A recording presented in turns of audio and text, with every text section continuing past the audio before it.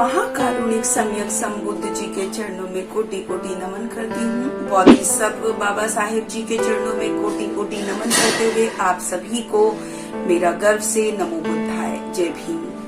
साथियों, जैसा कि आप जानते हैं कि बुद्ध और उनके धम्म की एक सीरीज चलाई जा रही है एसएम न्यूज के द्वारा, जो कि रोज सुबह 9 बजे आपके लिए वीडियो के माध्यम से एक चैप्टर लाने का मैं प्रयास कर रही हूँ।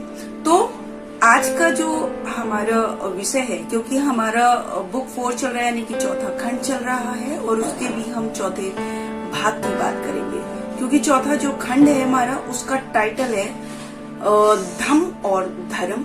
तो इसके ही चौथे अध्याय की आज हम बात करेंगे कि धर्म और नैतिकता, और 5वां इसका अध्याय है धम्म और नैतिकता। तो आखिर नैतिकता, धर्म में नैतिकता क्या है? तो इसके लिए मैं आपको बताना चाहूंगी कि बाबा साहेब लिखते हैं कि धर्म में नैतिकता के लिए कोई स्थान नहीं है।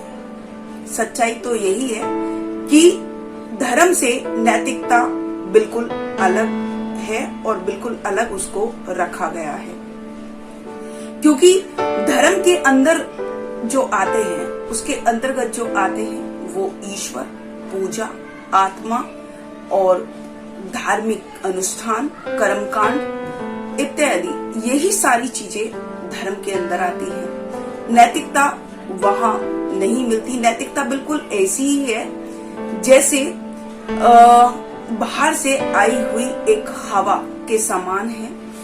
धर्म में नैतिकता का सिर्फ इतना ही अर्थ है जैसे कि बाहर से आई हुई हवा, जिसके द्वारा हम शांति और व्यवस्था को बना सके। बस इतना ही महत्व नैतिकता का है यहाँ पर, क्योंकि धर्म एक त्रिकोण है जो कि अपने पड़ोसी से अच्छा व्यवहार करने के लिए सिर्फ इसलिए कहता है कि अच्छा व्यवहार करो, क्योंकि तुम दोनों ही ईश्वर के पुत्र हो, इसलिए अच्छा व्यवहार करो। यही धर्म का तर्क है, क्योंकि जो नैतिकता है वो धर्म से बिल्कुल उसको दूर रखा है, या वो अवसर के रूप में उसको प्रयोग किया गया है। अवसर के रूप में इसको प्रयोग, जैसे कि एक ट्रेन का जो डब्बा होता है, जैसे ट्रेन के साथ उस डब्बे को जोड़ दिया जाता है, इसी तरीके से धर्म में नैतिकता को लाया गया। यूं तो सभी जो धर्म है वो नैतिकता की बात करते हैं, लेकिन वो सिर्फ अस्माकिक, मतलब थोड़े समय के लिए या अवसर के रूप में ही धर्म में नैतिकता का प्रयोग किया जाता है। धर्म में नैतिकता का कोई मूल आधार नहीं रखा गया। नैतिकता को कोई मूल आधार इसको नहीं बनाया गया। ये सिर्फ अवसर के रूप में वो लोग इसको प्रयोग करते हैं, इस्तेमाल करते हैं। तो धर्म में, धर्म जो है उसमें नैतिकता का रोल सिर्फ इतना ही है कि जब उसको चाहा उसको प्रयोग किया, और जब उसको चाहा उसको अलग कर दिया गया। यदि कि अवसर के रूप में, या एक ट्रेन के डब्बे के रूप में, कि जब जरूरत पड़ी तब नैतिकता को यूज कर लिया, और जब जरूरत नहीं पड़ी तो नैतिकता को अलग कर दिया। तो इसीलिए बाबा साहेब लिखते हैं कि धर्म में नैतिकता का कोई महत्व नहीं, कोई रोल नहीं। इसमें सिर्फ ईश्वर, आत्मा, पूजा अर्चना, धार्मिक अनुष्ठान, कर्म कांडों और बलि कर्म को ही महत्व दिया गया है। इसमें नैतिकता का कोई महत्व नहीं है। तो ये इसमें बताया गया कि धर्म में नैतिकता का कोई रोल नहीं है। तो ये चैप्टर हमारा यही समाप्त होता है, लेकिन इसी चैप्टर में हम एक और चैप्टर की धम्म में नैतिकता का क्या स्थान है। तो इसके लिए बाबा साहेब लिखते हैं कि ये कहें कि धम्म ही नैतिकता है और नैतिकता ही धम्म है। इसका सरल सा उत्तर यही है कि नैतिकता ही धम्म है, क्योंकि नैतिकता के बिना धम्म कुछ भी नहीं। और इसमें धार्मिक अनुष्ठानों के लिए, पूजा अर्चना के लिए इसमें कोई स्थान नहीं है, और इसमें बलि कर्म का कोई स्थान नहीं, इसमें ईश्वर आत्मा का कोई महत्व नहीं, इसमें सिर्फ नैतिकता का महत्व है। और इसमें जितना धर्म में ईश्वर को स्थान प्राप्त है, ऐसी ही धम्म में नैतिकता को ईश्वर के रूप में ही स्थान प्राप्त है, वही ईश्वर का रूप ले लेती है, क्योंकि नैतिकता ही बुद्ध धम्म के का सार है और धम्म का मूलाधार भी नैतिकता ही है। नैतिकता के बिना धम्म कुछ भी नहीं है।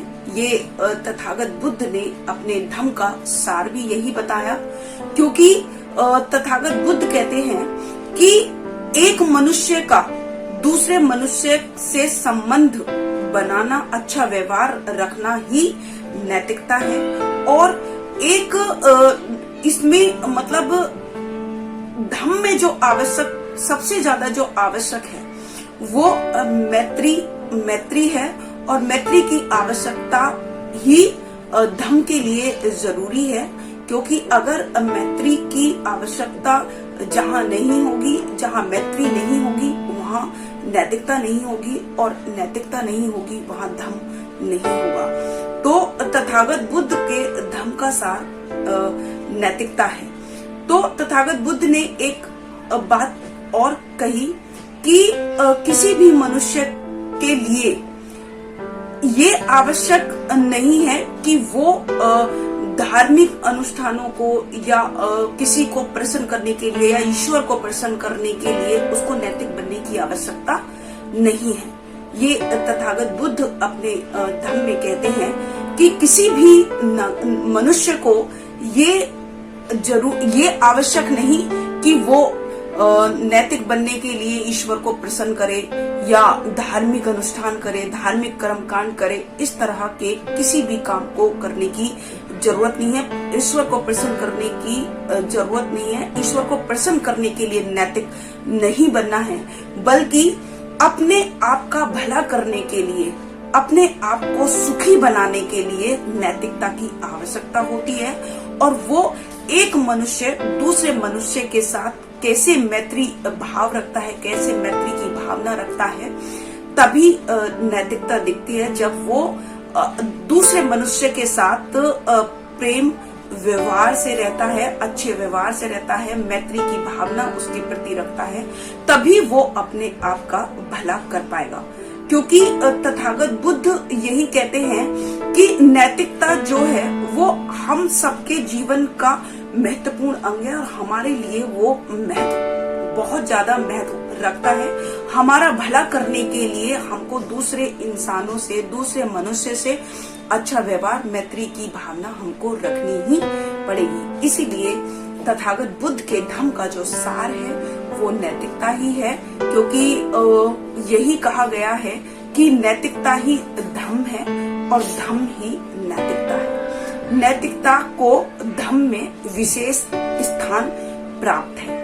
तो आज का जो हमारा चैप्टर है वो यही समाप्त होता है, और अगले चैप्टर के साथ मैं शकुन बॉल कल सुबह 9 बजे फिर से SM न्यूज पर आपके सामने उपस्थित होंगी।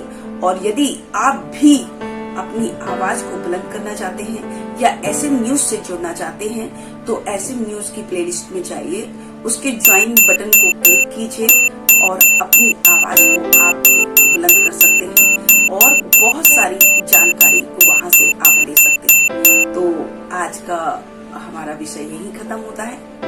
कल फिर से आपके सामने सुबह 9 बजे उपस्थित होंगी। तब तक के लिए मैं शकुन बौद्ध अपनी वाणी को विराम देती हूँ। आप सभी को मेरा गर्व से नमो बुद्धाय, जय भीम, जय भारत, जय सत। अगर आपने अभी तक हमारा चैनल सब्सक्राइब नहीं किया है तो सब्सक्राइब करें और घंटी का बटन बिल्कुल भी दबाना ना भूलें, ताकि सभी लेटेस्ट खबरें पहुंच सकें आप पे सबसे पहले।